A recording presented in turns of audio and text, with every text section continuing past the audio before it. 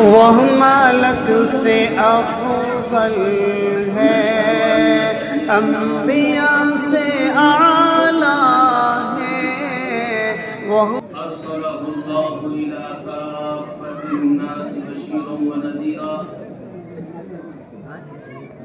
شاہدا ومبشرا وقمرا منیرا صلی اللہ علیہ وعلی آلہ واصحابہ وازواجہ وذریاتہ وبارک وسلم تسلیما کثیرا کثیرا اما بعد قال اللہ تبارک وتعالی فی القرآن المجید والفرقان الحمید اعوذ باللہ من الشیطان الرجیم بسم اللہ الرحمن الرحیم وَلَقَدْ آتَيْنَا إِبْرَاهِيمَ رُشْدَهُ مِنْ قَبْلُ وَكُنَّا بِهِ عَالِمِينَ وقال النبي صلى الله عليه وسلم إن لكل قوم عيدا وهذا عيدنا صدق الله العظيم وصدق رسوله النبي الكريم ونحن على ذلك لمن الشاهدين والشاكرين والحمد لله رب العالمين واجب التقدیم حضرات علماء کرام، میرے بزرگوں اور دینی بھائیوں، ابھی آپ سے پہلے، ہم سے پہلے ہمارے عزیز جناب مولانا منظر عالم صاحب آپ کو معاملات کے بارے میں بہت کچھ کہہ رہے تھے، نہایت پرمغز باتیں آپ کو بتلائی گئی، اللہ ہم سب کو عمل کی توفیق عنایت فرمائے۔ بزرگوں، یہ ہم سب جانتے ہیں کہ ہمارا سب سے پہلا والد ہمارا ہی نہیں بلکہ پوری انسانیت کا باپ حضرت آدم علیہ السلام۔ تمام امت مسلمہ کا یہ متفقہ فیصلہ ہے کہ انسانیت کا سب سے پہلا باپ حضرت آدم ہے۔ حضرت آدم کی بعد 10 باپ گزرے اور ان کی اولادوں میں 10 نسلیں گزری۔ ان کے بعد حضرت نوح علیہ السلام کو اللہ تعالیٰ نے رسالت و نبوت دے کر اس دنیا میں بھیجا۔ واقعہ یہ ہوا کہ 950 سال تک وہ اپنی قوم کو دعوت دیتے رہے، اللہ کی طرف بلاتے رہے، اللہ کے دین کو سمجھاتے رہے، مگر ان کی قوم جن کے دل اور قلب پر اللہ نے گمراہی کی مہر لگا دی تھی، انہوں نے ان کی دعوت قبول نہ کرتے ہوئے حضرت نوح کو ستانے اور ان کو پریشان کرنے کا کوئی طریقہ باقی نہیں رکھا۔ نتیجہ یہ ہوا کہ حضرت نوح علیہ السلام نے بد دعا کی اور ایک طوفان اللہ کی طرف سے بھیجا گیا۔ وہ طوفان پوری دنیا میں آیا تھا یا صرف اسی علاقے میں آیا تھا جس علاقے میں حضرت نوح اور ان کی قوم آباد؟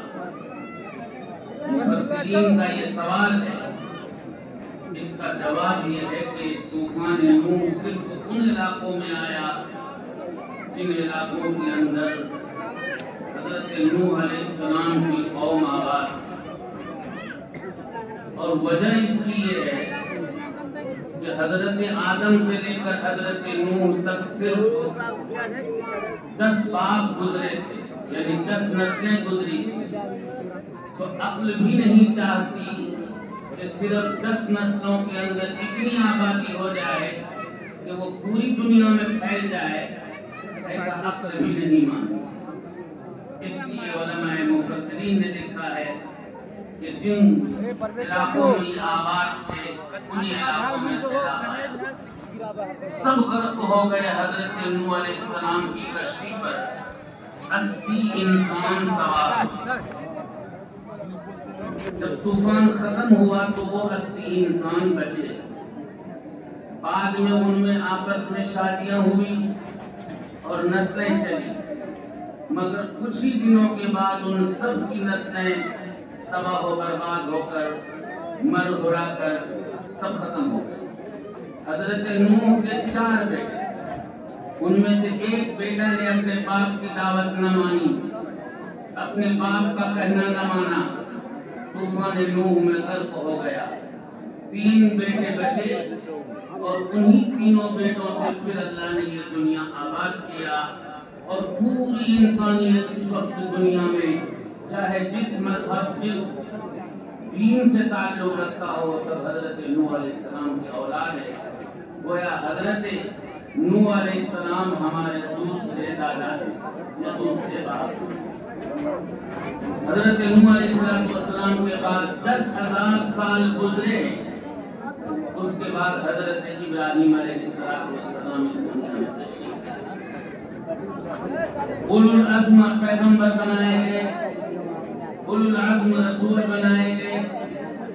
اس رسول کی خاصیت تو بہت ہے، لیکن ایک خاص خاصیت یہ ہے کہ حضرت ابراہیم علیہ السلام کی اولادوں میں ہی نبوت کا سلسلہ چلا، اور ساری کتابیں اور سارے صحیفے حضرت نوح علیہ السلام کی، حضرت ابراہیم علیہ السلام کی نسل میں ہی چلی۔ سارے نبی اور بقیہ تمام کتابیں انہی کی اولادوں میں چلی۔ ایک سلسلہ چلا حضرت اسحاق سے، وہ بنی اسرائیل کہلائے، حضرت یعقوب کی اولاد۔ اس میں پورے نبوت حضرت عیسیٰ علیہ السلام تک آیا۔ اور ایک سلسلہ چلا حضرت اسماعیل علیہ السلام سے، اس سلسلے میں صرف ایک نبی اور ایک رسول آیا، اور وہ بھی رسول محمد صلی اللہ علیہ وسلم تشریف لائے۔ اس ابراہیم سے متعلق قرآن نے 5 واقعات بیان کیے۔ ایک واقعہ ان کا بیان کیا اپنی قوم سے متعلق، جو سورج اور ستاروں کو پوجا کرتی تھی۔ دوسرا واقعہ اپنی قوم کے ساتھ ان لوگوں کے ساتھ پیش آیا جو بتوں کو پوجا کرتی تھی۔ بتوں کو چونکہ توڑ دیا تھا اور ان کو پکڑ کر بادشاہوں کے پاس لے جایا گیا، بادشاہ نے ان کے جلانے کا فیصلہ کیا۔ تو ایک واقعہ قرآن میں نمرود کا اور حضرت ابراہیم علیہ السلام کے جلانے کا۔ چوتھا واقعہ حضرت اسماعیل علیہ السلام کو قربانی کرنے کا۔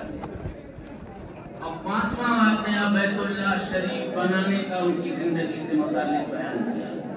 چنانچہ آج بقرعید کے دن یہ آخر کے 2 واقعے آج کے دن سے متعلق ہے کہ حضرت ابراہیم علیہ السلام کو جب حکم ملا اپنے بیٹے اسماعیل کو ذبح اور قربانی دینے کا، تو اپنے بیٹے سے مشورہ کیا کہ میں نے ایسا خواب دیکھا ہے کہ میں خواب میں آپ کو ذبح کر رہا ہوں، بتاؤ آپ نے کیا رہا؟ بیٹا مطیع و فرما بردار، بیٹا باپ کا اطاعت گزار، جیسا باپ اور ویسا ہی بیٹا۔ انہوں نے کہا آپ قربان کیجئے، میں صبر کروں گا، میں گھبراؤں گا نہیں، میں اللہ کے راستے میں قربان ہونے کے لیے کہا۔ میرے بھائیوں، اس سے یہ سبق ملتا ہے کہ ہم جس طرح کی زندگی خود گزاریں گے، اپنی زندگی جس نہج پر ہم ڈالیں گے، ہماری آنے والی نسل اسی سے متاثر ہو کر اسی نہج پر ڈلے گی۔ اس لیے ہم اگر آج اپنی اولاد کی بے نمازی ہونے کا، اپنی اولاد کی آوارہ گرد ہونے کا، اپنی اولاد کے نافرمان ہونے کا اگر شکایت کرتے ہیں، تو شکایت کرنے سے پہلے ہم کو اپنے گریبان میں جھانکنا چاہیے کہ ہماری زندگی کس طرح گزر رہی ہے۔ جیسا باپ ہوگا اسی طرح سے اس کی نسل چلے گی، اسی کا اثر ان کے اندر آئے گا۔ بھائیوں، اس لیے ضروری ہے کہ ہم اپنی اولاد کی تربیت کرنے سے پہلے اپنی تربیت کے اوپر دھیان دیں اور اپنے آپ کو اللہ کے راستے میں اور اپنا اللہ کے مطیع و فرمانبردار بنانے میں اپنا زندگی گزاریں۔ انشاءاللہ ہماری اولاد سے ہم کو شکایت نہیں ہے۔ بہرحال حضرت ابراہیم علیہ السلام کو جب ذبح کرنے کا حکم ملا تو حضرت ابراہیم علیہ السلام نے حضرت اسماعیل کو لا کے لٹایا، آنکھوں میں پٹی باندھی، گلے پہ چھری رکھ کے چلایا۔ اللہ تعالیٰ نے فرمایا ابراہیم، میرا مقصد تمہارے بیٹے کو قربان کرنے کا نہیں تھا، صرف تمہارا امتحان لینا تھا۔ تم امتحان میں کامیاب ہو گئے، لہذا جنت سے دمبا بھیجا گیا اور کہا گیا اس کی جگہ پر اس دمبے کو قربان کر دو، تمہارا امتحان پورا ہوا۔ لیکن یاد رکھو قیامت تک آنے والے لوگ جو قربانی کریں گے وہ ذبح تو کریں گے جانور میں، مگر ان کو اپنے اولاد کے قربان کرنے کا ثواب دوں گا۔ چنانچہ ہم جانور ذبح کرتے ہیں لیکن اللہ تعالیٰ اس کو اولاد کے قربان کرنے کا ثواب۔ اور حدیث میں آتا ہے نبی پاک صلی اللہ علیہ وسلم نے ارشاد فرمایا کہ قربانی ایسی چیز ہے، اگر کوئی آدمی خلوص نیت کے ساتھ جانور ذبح کرتا ہے تو اللہ فرماتے کہ میری کبریائی کی قسم ہے مجھ کو، اس جانور کے خون کا قطرہ زمین پر بعد میں گرتا ہے، پہلے میں اس کو قبول کر لیتا ہوں۔ میرے بھائیوں، آج سے متعلق یہ بات ہے کہ اگر اللہ تبارک و تعالیٰ کسی کو دینے پہ آئے تو یہ سوچ کر کہ صرف ہم تھوڑا سا دے رہے ہیں، ایک حصہ دے رہے ہیں، ذرا سی قربانی کر رہے ہیں، اس میں ہماری مغفرت کیسے ہو جائے گی؟ تو یاد رکھو میرے بھائیوں، رحمت حق بہا نمی جوید، رحمت حق بہا نمی جوید۔ اللہ کی رحمت دولت تلاش نہیں کرتی، اللہ کی رحمت ثروت تلاش نہیں کرتی، اللہ کی رحمت بخشنے کے لیے صرف اور صرف ایک بہانہ تلاش کرتی ہے کہ اگر کوئی بہانہ مل جائے تو میں اپنے بندے کو معاف کروں۔ عزیز بھائیوں، شاہ عبد القادر محدث دہلوی رحمۃ اللہ علیہ نے ایک واقعہ لکھا ہے۔ دلی میں ایک بزرگ کا انتقال ہوا، لوگ دفنا کر آئے، رات میں صاحب نے خواب میں دیکھا تو پوچھا تمہارے کیا حال ہوا؟ انہوں نے کہا کہ میری مغفرت تو ہو گئی ہے لیکن میرے چند روپیے ایک آدمی کا میرے اوپر قرض باقی تھا، اللہ تبارک و تعالی نے اس قرض کی وجہ سے میری مغفرت روک دی ہے۔ یعنی معاملہ کلیئر ہے، شاید اس زمانے کا 1 روپیہ یا 8 آنے کا قرض باقی تھا، اس کی بنیاد پر میری مغفرت روک دی گئی ہے۔ لہذا اگر آپ سے ہو سکے تو میری بیٹی کو یہ پیغام پہنچا دیجیے، کیونکہ کوئی میرا وارث نہیں ہے، صرف ایک بیٹی ہے۔ پیغام پہنچا دیجیے کہ میرا 1 روپیہ وہ ادا کر دے، اللہ میری مغفرت کر دے۔ میرے بھائیوں، رک کر یہاں غور کرنے کی بات ہے کہ ہمارے سماج کے اندر اور ہماری برادری اور اس امت مسلمہ کے اندر معاملات کی کتنی خرابیاں ہیں۔ نہ صرف یہ کہ دوسروں کے حقوق، دوسروں کے اوپر ظلم تک کرنے سے ہم نہیں باز آتے، ہم دوسروں کے حق دبانے سے باز نہیں آتے۔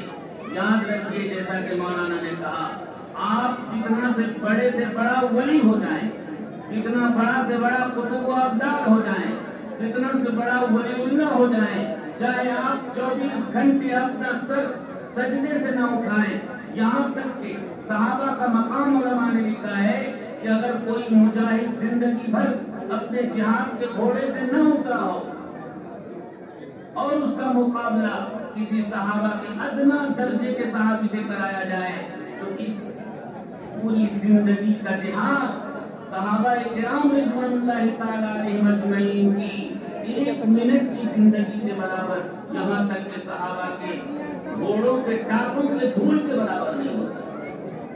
اس موقع سے حضور نے فرمایا، اس وقت سے حضور نے درس دیا کہ جب جنازہ کوئی آتا تو حضور فرماتے کیا اس کے اوپر کوئی قرض باقی ہے، اس کے اوپر کسی کا کوئی حق باقی ہے؟ اگر کہا جاتا ہے کہ یہاں قرض باقی ہے، ابھی اس کے حقوق باقی ہیں، تو اللہ کے رسول فرماتے کہ تم جنازے کی نماز پڑھ لو، میں اس کے جنازے کی نماز نہیں پڑھتا۔ چنانچہ کوئی صحابی اٹھتے اور کہتے کہ اس کی قرض کی ادائیگی میں اپنے دل میں لیتا ہوں، تب جا کر آپ صلی اللہ علیہ وسلم نماز پڑھاتے اور آپ اس کا جنازہ پڑھاتے۔ عزیزو، کہنا یہ ہے کہ معاملات کو بہت درست کرنے کی ضرورت ہے۔ خلاصہ یہ ہے کہ اس آدمی نے صبح ہو کر اس کا ایڈریس پوچھ کر اس کی بیٹی کے پاس گئے، اور اس کی بیٹی کو جب گھر پہنچے تو تالا لگا ہوا تھا۔ لوگوں سے پوچھا اس کی بیٹی کہاں گئی؟ لوگوں نے بتایا کہ وہ بچی تو باپ کے انتقال کے بعد آوارہ ہو گئی، شہروں کے ساتھ گھومنے لگی۔ آج جمنا نہانے کے لیے گئی اپنے یار اور دوست کے ساتھ۔ یہ جمنا پہنچے تو دیکھا کہ دونوں اپنا کپڑا اتار کر جمنا ندی کے اندر نہا رہے ہیں۔ دور سے کھڑے ہو کر بزرگ نے آواز دی کہ بیٹا، میں نے آج یہ خواب دیکھا کہ تمہارا باپ 1 روپیہ یا 8 آنے کے قرض کی وجہ سے مغفرت ان کی رکی ہوئی ہے، تم اپنا باپ کا قرض ادا کر دینا۔ وہ بچی ہنسی زور سے مذاق اڑایا اور 1 چلو پانی اٹھا کر ان کے اوپر اچھال دیا۔ آگے شرمندہ ہو کر گھر دل میں سوچنے لگے کہ میں بیکار گیا تھا، لیکن جب خواب میں سوئے اور انہوں نے خواب دیکھا تو وہ آدمی دوڑتا ہوا آیا اور کہنے لگا اللہ آپ کو بہت جزائے خیر دے، اللہ نے میری مغفرت کر دی۔ فرمایا کہ یہ کیسے ہو سکتا ہے؟ تمہاری بیٹی کو پیغام دیا تو اس نے مذاق اڑایا اور تم کہو میری مغفرت ہوگی۔ تو انہوں نے کہا کہ ہاں بات دراصل یہ تھی کہ جس جگہ آپ کھڑے تھے وہاں پر ایک جھاڑ تھا جنگل کا، اس جھاڑ کے اندر ایک چھوٹا سا کیڑا تھا، وہ لنگڑا بھی تھا اور بیمار بھی تھا، کئی دنوں سے وہ پیاسا تھا، جمنا میں اتر کر پانی نہیں پی سکتا تھا، پیاس سے وہ تڑپ رہا تھا۔ جب میری بیٹی نے مذاق میں آپ کی طرف پانی کا چلو اچھالا ہے تو سارا چلو کا پانی ادھر ادھر بکھر گیا، مگر پانی کا ایک قطرہ اس کیڑے کے منہ پہ آ کے گرا اور اس کی پیاس بجھ گئی۔ اللہ نے سوچا میرے مخلوق کے اوپر اتنی سی رحم کرنے والی بیٹی کے باپ کو میں عذاب دوں، یہ میری غیرت گوارا نہیں کرتی ہے، بس اس کے صدقے اللہ تعالیٰ نے مجھے معاف کر دیا اور مجھے جنت دی۔ میرے بھائیوں، میرے بزرگوں، اللہ کی رحمت اور اللہ کی اطاعت بڑی چیز ہے، چھوٹی سے چھوٹی ہو بڑی سے بڑی ہو، ہم سب کو دل و جان سے اللہ کی اطاعت میں لگنی چاہیے۔ آج قربانی کا دن ہے۔ حضور صلی اللہ علیہ وسلم نے فرمایا کہ ہر قوم کی ایک نہ ایک دن عید ہوتی ہے، خوشی کا دن ہوتا ہے۔ چنانچہ پہلے زمانے سے یہ خوشیاں منائی جا رہی ہے۔ چنانچہ مہرجان تو دنیا کی ساری قومیں عید مناتی، لیکن ہماری عیدوں اور ان کی عیدوں میں فرق یہ ہے کہ ہم عبادت کے بعد اللہ کا شکریہ ادا کرتے ہیں، اور قومیں کسی نہ کسی یادگار کے طور پر عیدیں مناتی ہیں اور وہ عید کرتی ہے۔ بہرحال اللہ تعالی ہمارے سب کی قربانیوں کو قبول فرمائے، اللہ تعالی ہمارے اس دینے والے قربانی کو اپنی مقبولیت اور اپنی مقبولیت کے ساتھ ساتھ برکتوں اور رحمتوں کا ذریعہ بنائے۔ اس کے صدقے اللہ تعالی ہم سب کی مغفرت فرمائے۔ ٹائم چونکہ بہت کم ہے، 8 بجے نماز ہونی ہے۔ اب آپ سے عرض یہ کرنا ہے کہ ایک تو ابھی اس دارالعلوم